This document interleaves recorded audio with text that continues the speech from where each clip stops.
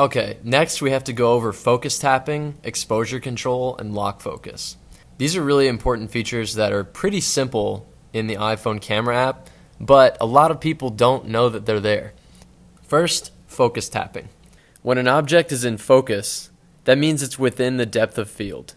Depth of field is another photography term for the range of sharpness in an image.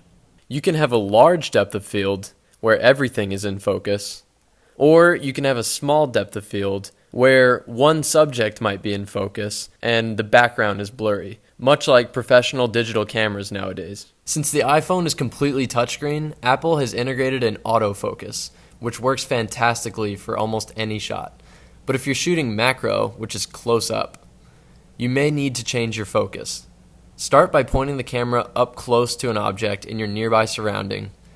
You can now tap on the screen on the background to focus on the back of the image, or tap on the subject in the foreground to shift focus back to the subject.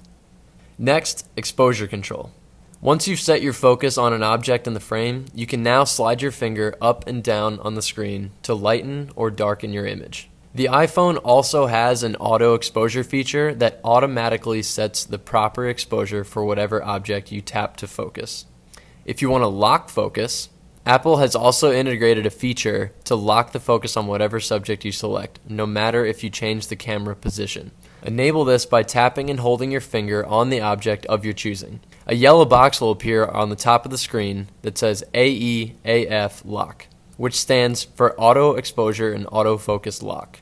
Also, quick tip, never use digital zoom. This is when you use two fingers to zoom in, and it greatly decreases the resolution of your image. This turns an HD photo into a blurry pile of crap.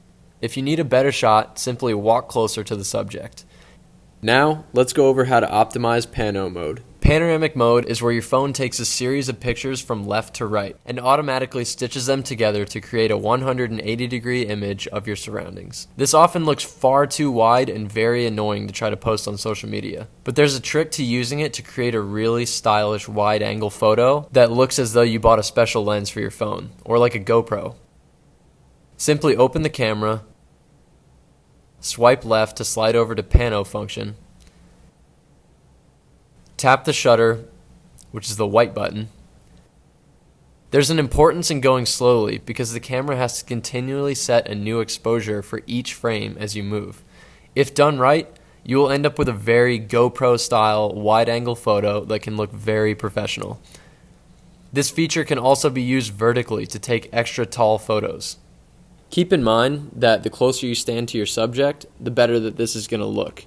If the base of your subject fills the frame when you start it, it'll usually end up looking really nice. I use this a lot when I photograph architecture.